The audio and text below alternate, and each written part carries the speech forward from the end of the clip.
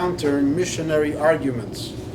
A whole bunch of questions about missionaries. The Chalal, the Rebbe's kav is that we do not get involved with missionaries, we don't debate them, we don't argue with them, we don't talk to them, we just completely ignore them. That is a general kav. What if you ignore that part? What? What if you just ignore that part? Which part? What the Rebbe said about not talking to them? Ignore what the Rebbe said? Yeah. That makes no sense. How can you ignore what the Rebbe said? If you're going to be debating with them regardless, regardless, you're doing the wrong thing. Your is asking me what I think is the right answer. So I'm answering what the Rebbe says. You don't listen to me because I'm the right. But you should be listening to the Rebbe. The Rebbe says not to interact with them, not to have any interaction with them. They say that, I think this is probably true, that Rabbi Emanuel Shochat, he had a special Heirah from the Rebbe. I don't know if it was a Heirah or it was permission to have debates with missionaries. As a general rule, the Rebbe was against having any interaction with them for many reasons, so that's the best thing, not to talk to them, not to get involved with them. That is definitely the best way to deal with them. Is it okay to yell at them and make fun of them? I'm not sure. I'm not sure if that has any kind of a pu'ula. Usually most of these people don't really use seichel, so and midas are not going to help. They're going to think that they're saving you. It's not really going to accomplish much, and it's not a good thing. It could cause some chilul Hashem, not really, but that is the best approach that the person that we should have with them. What really should be kedai for yourself is to go through Tanakh, besides Sefer Yeshua, other Sfarim as well, even though there's no prizes for that, and you know the Pesukim of Tanakh, and you know what the answers to the arguments are. Most people don't really know Tanakh well, and when these missionaries start quoting Tanakh, they get people don't know how to answer them. But if you learn Tanakh well, you know how to answer them. There's a lot of mistranslations. I heard that a shliach one time, I don't know if this is true, but I heard that a shliach one time, he made an event for his balabatim, and when everyone came in, so he locked all the doors, no one could leave. And then a guy came in with a big cross and a white yarmulke, kivyachol, some kind of Christian, and started preaching about what missionaries preach about, and quoting psukim right and left. And the balabatim of the shul, of the Chabadals, were so confused. Some of them were from, and some of them knew how to learn, so they started answering back. But this guy knew his Tanakh back and forth, and they couldn't. They weren't as good as him. They didn't know what to answer. So after whatever it was, a while that he's speaking, so finally he was done. He walked out, and the same guy came back in again with a hat and jacket, and he started answering whatever he had said till then. So basically, they locked the doors to make sure nobody leaves, so no one should chas v'shalom hear the first part, not the second part. But the point was that if you don't know how to answer, a lot of times you can get convinced. In the second half, he explained how what he had quoted before was much not true. A lot of words they write differently and they translate differently. So you have to know these things. Not you should know to debate it. You only need to know this when you're talking to a yid that Rahman al-Islam got involved with him. You have to know how to answer him and to bring him back. That's where it's important. But to deal with a Christian mamish himself, it's not our shlichus, it's not our inyan, and we should not be involved with that. So how do you avoid them when they come to your retreat? So I'm not interested. Sorry. Goodbye. That's the right thing to do, 100%. Explain emunah and bitochen. It's a big sugya. There's a number of sikhs at the Rebbe about it, but in short, the punchline is like this: emunah is believing that Hashem runs the world, and whatever Hashem does is for the best. Emunah is that you believe that Hashem is in charge, and ein ra yirid milamayla, nothing bad happens from the Eibishter, and even though things seem to be bad, but it's really gam zu l'toiva kol David Rachmana l'tab David. It's an understanding that right now it might be bad, but Hashem is in charge, so Hashem has a bigger plan. That's what emunah means. That I believe that Hashem is in charge of everything, and therefore, even though things are not the way I would like them to be, but I understand that Hashem has a bigger plan. Bitochen means trusting in Hashem that things are going to be good b'peil mamash. Emunah is trusting not only that Hashem will do bad for good, not that gam zu l'toiva, not that gam kol David Rahman l'tav David, but bitochen means I trust in Hashem that it'll actually good b'peil mamash. And the famous words of the Tzemach Tzedek, tracht gut vet sein gut, that you have trust that it'll actually be so. And bitochen is a lot harder than emunah, because emunah, you're believing that whatever Hashem does is for the best. So even though things don't turn out the way they're supposed to, so that you want them to, but you believe Hashem is running the show. But when it comes to bitochen, you're trusting that Hashem is going to do good. So if someone has someone not well in the family, so you trust that the person is going to become healthy, and then the person sometimes doesn't become healthy. Sometimes he leaves this world. So what happens to bitochen then? And in many cases, the person is trusting in Hashem that he'll find a job, he'll get parnos. It doesn't happen. So, but bitachon means, what the Rebbe explains, is bitachon is avodah. Emunah is not necessarily avodah. Emunah, it's also some element of avodah, but for the most part, emunah, a yid grows up with emunah that Hashem is in charge of everything, and you're accepting it. It doesn't really entail much on your part. Bitachon is when you're working on yourself, that you're telling yourself Hashem is in charge, and Hashem is going to be good, do good begilui, and that's causing yourself to be relaxed in such a way that it's an avodah benefesh to put yourself in such a mindset. And that's a lot harder than a plain emunah. And therefore, the bitachon brings trach good, vet zayin good. When you have bitachon, it actually causes good to happen.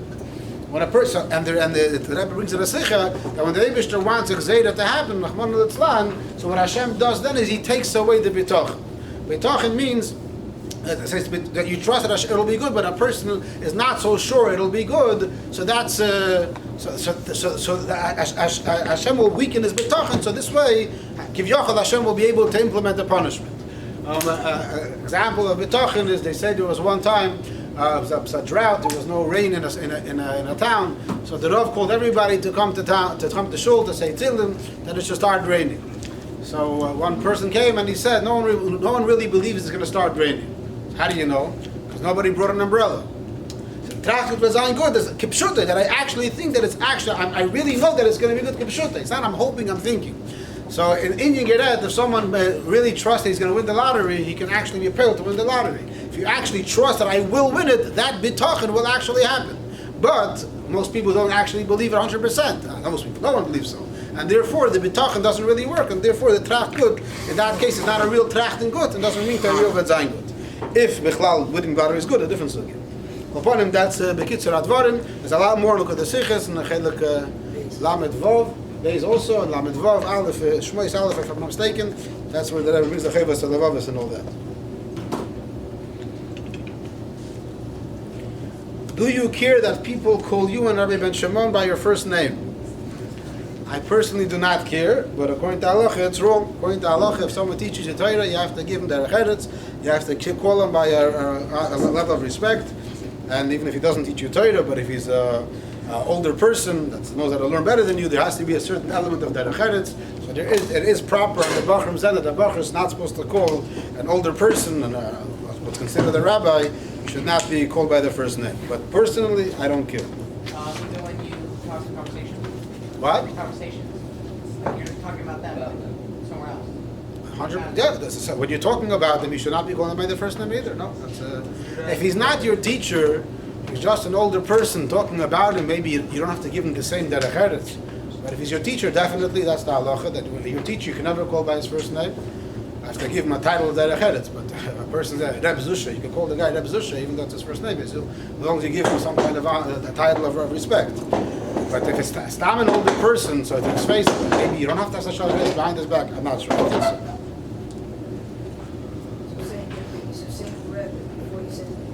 Yeah, that's a derech eretz. Yeah, that would make sense. Do aliens exist? By aliens, I mean intellectual beings that live on other planets.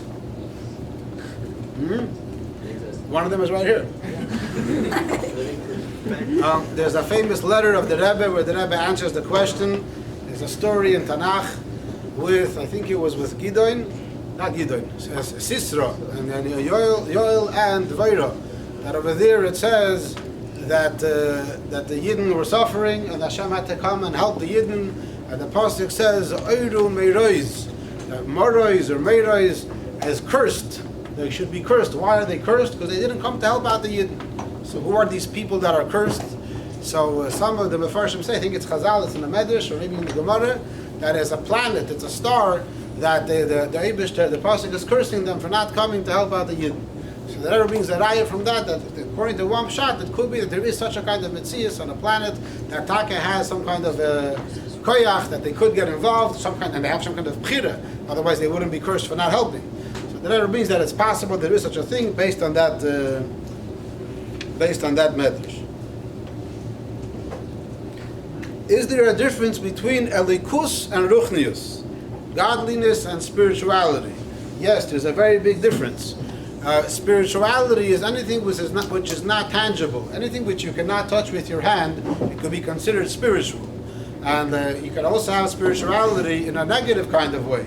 A person is very angry at somebody, that's not a tangible thing. So that is spiritual. Now when we say spiritual, we usually mean something positive.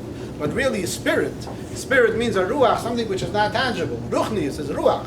Spirit, the same word. So anything which is not tangible is not considered gashmis, it's considered ruchnius.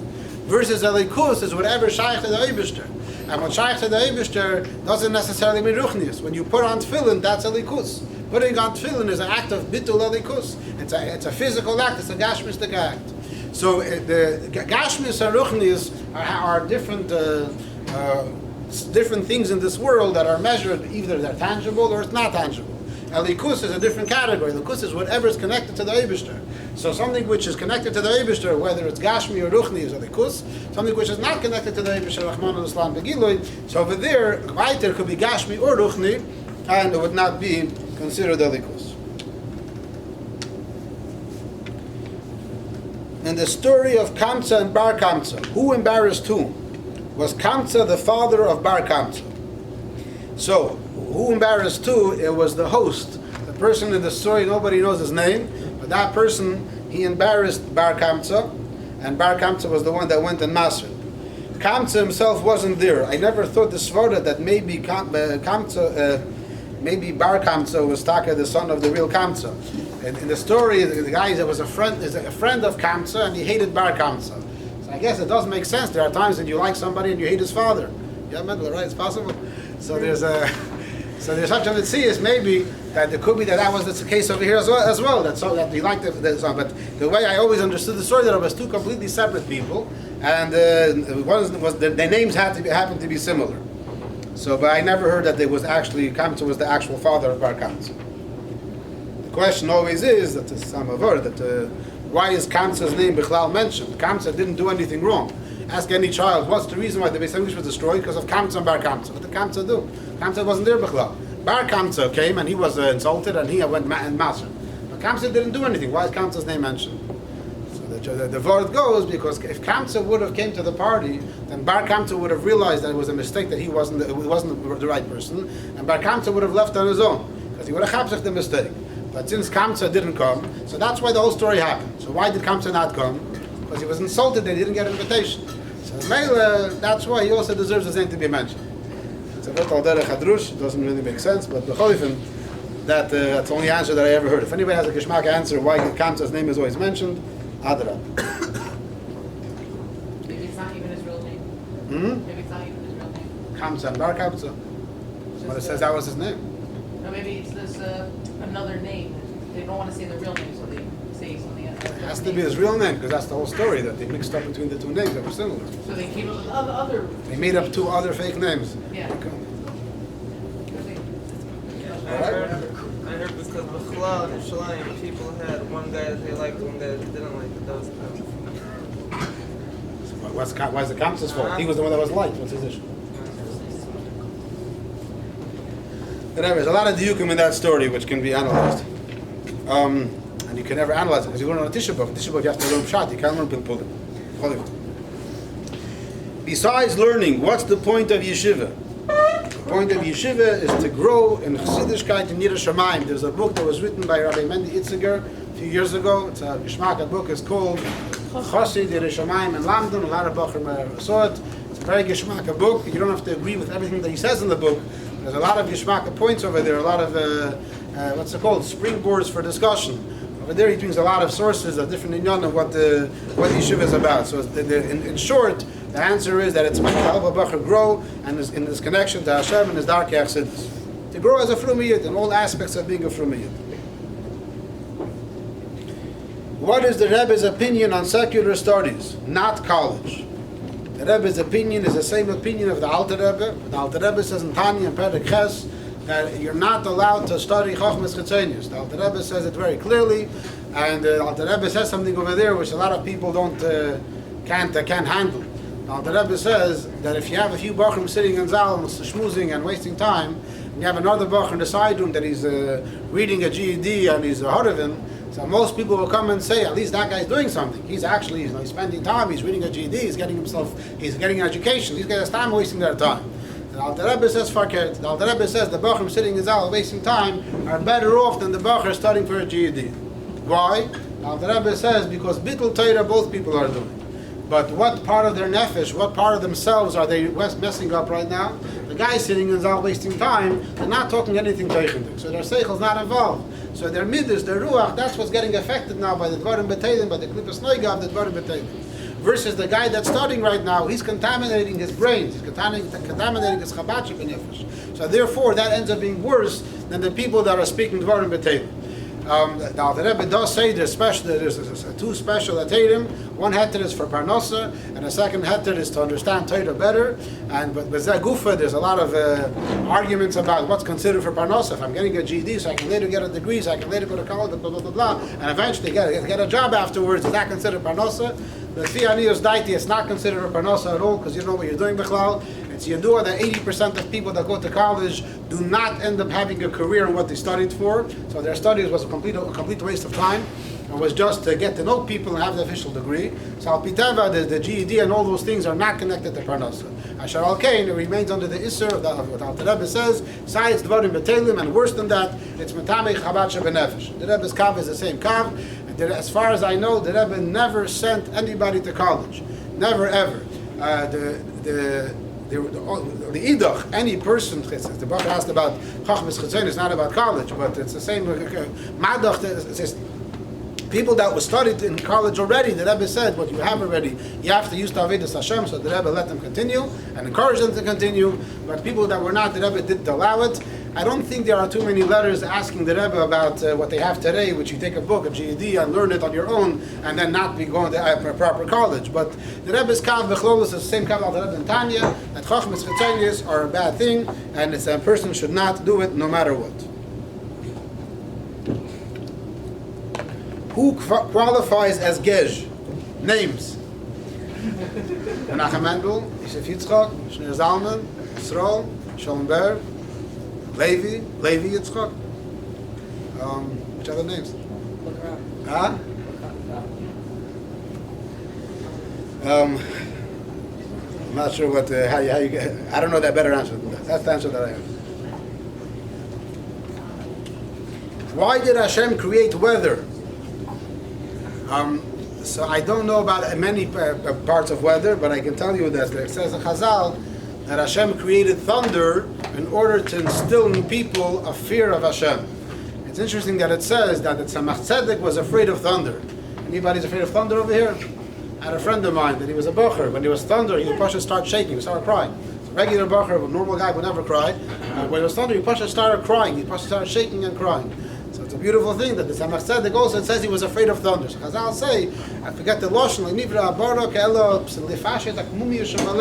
the point of thunder is to scare a person, the person that's too full of himself, so to speak, to make him afraid. So the Tzemach Tzedek wasn't afraid like my friend. My friend was afraid because it was a scary sound. Tzemach Tzedek, Pashtus, the thunder, instilled in him a reminder that Eibush is running the world, and thinking about that was made a stronger level of Yiras Hashem, if we can speak that way about the Tzemach Tzedek. So about that, for sure that it says in Chazal. But other types of weather, it might be the Eibush wants us to daven for it, that we should have rain, not have rain, have snow, not have snow, v'chulu, all those kind of things. It's just a turn to the Eibush. But that's in Svar. I don't have regarding the thunder. It says clearly in Chazal that that's the reason for it. Are you allowed to bend the truth to make someone not feel bad? Please elaborate. So there's a famous story everybody knows with Aaron HaKohen. That Aaron HaKohen, when you would see two people arguing or in a fight, he would go over to one person to tell the person that your friend really feels bad about the fight and he wants to make peace with you. Then you go to the second guy and say the same thing. And l'chayra, there was over here, it wasn't true when he spoke to the first guy, so the second guy wasn't on board yet. So you can say that Pnimius and Nefesh, or the Pashas, it wasn't like that. So it's mashma that in order to be poil the Inyan of Sholem, so you can do that. So if the Baruch is asking to elaborate, it's really not trying to elaborate. It all depends on the situation. It all depends on what's said and what's not said and what's going on. But in general, the answer would be, that in order to make someone feel comfortable, you could bend the truth a little bit. Even Kloli, there were tzaddikim, I forget his name, Talmud of the Baal Shem Tov, his name was Rebbe Fol Barshad, I think that was his name. He was a Yid that never said a false word in his life. And there was one time a Yid that had some, I'm not being good at the story, but the story goes, and there was a Yid that the government was after him, and he needed someone to testify that he didn't steal, that whatever they were accusing him from. So he asked Rebbe Fol Barshad to come and testify for him, because people knew that he was an honest person. But the Rebbe Fol said, I can't say, I never said something which I don't know for sure is true in my life. So I believe you, but I can't testify in the court. So if I'm not, the way I remember the story is that he davened, and that night the Rebbe Fol passed away. He didn't want to put himself in such a position. But B'cholifin, that's tzaddikim gmurim that never speak any kind of word which is you have. But people like us that we bend the truth with yerech whenever we need to. So to make someone not embarrassed, I would say that it's also okay. Not to feel bad, but again, the details, it's not shaykh to elaborate unless you ask me a specific case. If this and this happened, can I say so and so? Then I can say what I think. In general, I think the answer is yeah. What happened to the person that was running away because he's accused of having stolen? I don't remember that end of the story. I don't think the story continues because it's trying to bring out the mile of this tzaddik, how he was careful. Abacha is asking a question I'm not going to read out loud, but if he's allowed to do a certain thing if he doesn't do something else. The answer is no, for numerous reasons, but I want to elaborate because it's not going to get everybody else, I hope.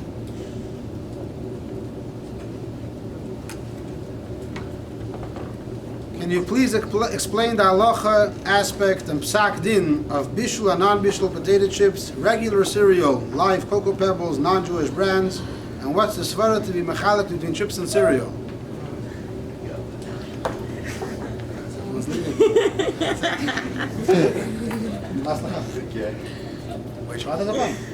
You heard from me already? Yeah, sure.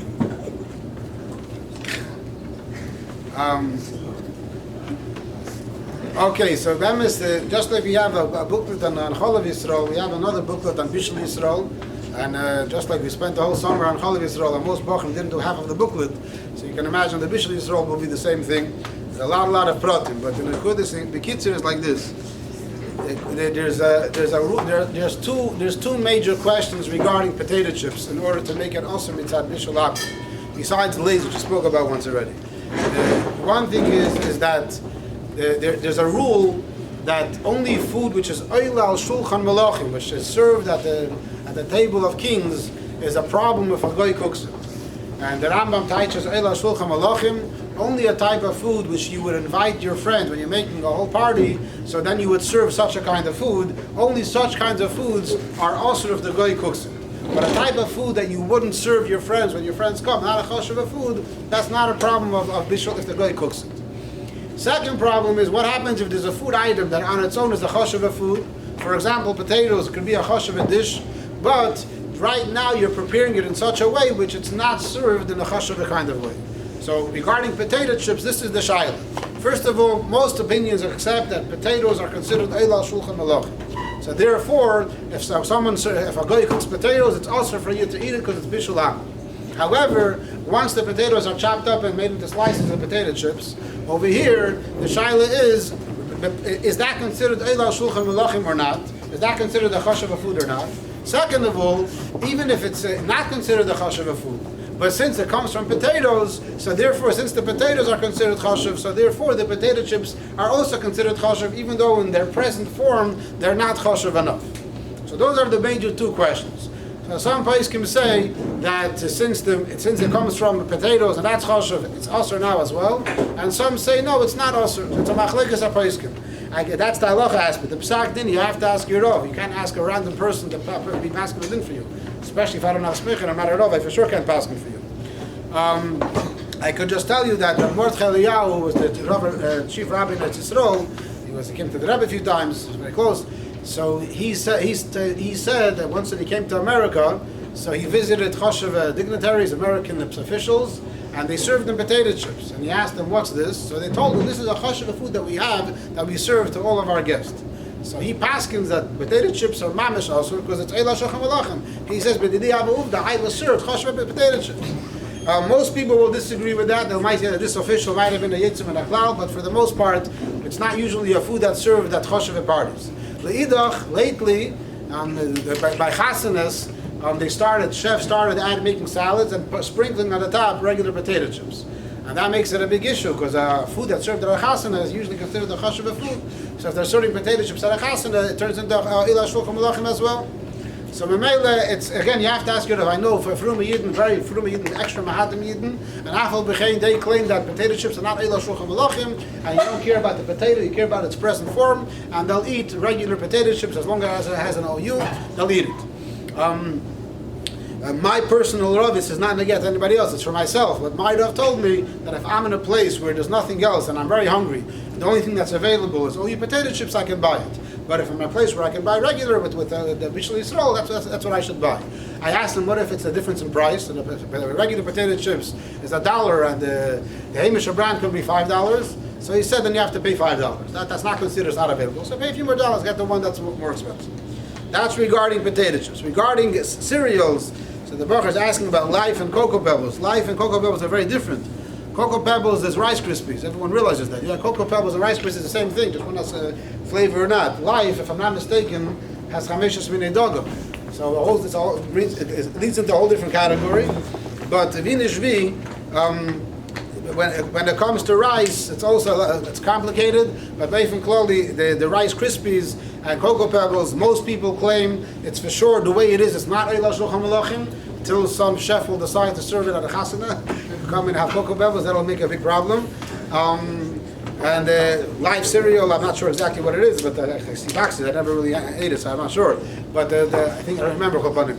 So the live cereal is also, since it has Chameshas Minei Dogam, and it gets more complicated. If it's made out of the 5 grains, it might be a problem of Pasakum, not Bishulakum, which Pasakum is a lot more kal, a lot less of an issue, especially if it doesn't have Tudas Apas, and which is, there's a different book. We have a booklet on Bishulakum and a big booklet on Pasakum. 2 different simanim and Shulchan Aruch, 2 different sugyas. So the life, what might be included in the Pasakum, might be in the Bishulakum. So some people are makpid on the Cocoa Pebbles as well. It should be Bishul Yisrael Dafke because it's rice, and rice on its own is chashuv, but the way it is now it's not, so they go by that, and some people say that it's not. That it's not a problem. And so the svara to be mechalik with the chips and the cereal is that the chips are considered more chashuv versus the cereal. Cheerios are Cheerios. It's also the same shaila. Is it bishul or pas? Cheerios are oats for sure. So if it's oats and it's fried, and so Rabbi Schechter from the OU claims that it doesn't have tzuras apas and it's considered pas, and if it's not tzuras apas, it's for sure mutter 100%. So that's what he claims. I know that I don't want to say names, but I know a very chashuv erov that he used to have Cheerios at home. And then when he got a different position, so he stopped having Cheerios at home, and he said that from now on no one should have it. But I don't think he became smarter, and that's why he changed his psak. I think because of the position he had to change his standards. But many Yidden, especially when you live out of town, when it's hard to get the Hamish brands, will rely on all the other cereals and will buy those types. Yeah?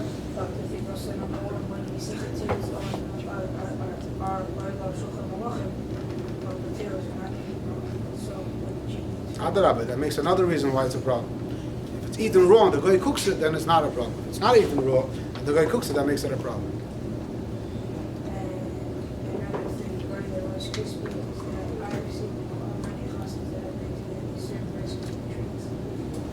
Good point. All right. Then maybe then Rice Krispies might be an issue as well. They serve. No, Rice Krispies themselves, they're not fried. They serve Rice Krispie treats. They marshmallow stuff. Yeah.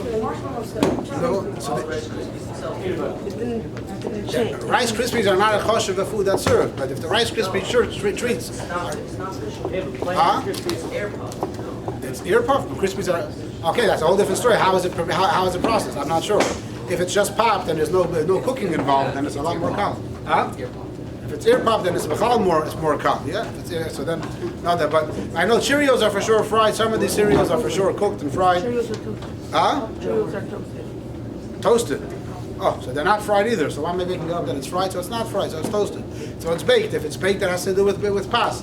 It's also a to make bishul by there as well. Whatever. That's it's a big sugya. That's Mecholos. Again, you want the Bacher asked for the halacha asked, but these are some of the nekudas and the psak din. You have to ask your Rav. So there would not be a problem with this. Huh? There would not be a problem with this. L'ch'oira not. L'ch'oira not. The pashas not.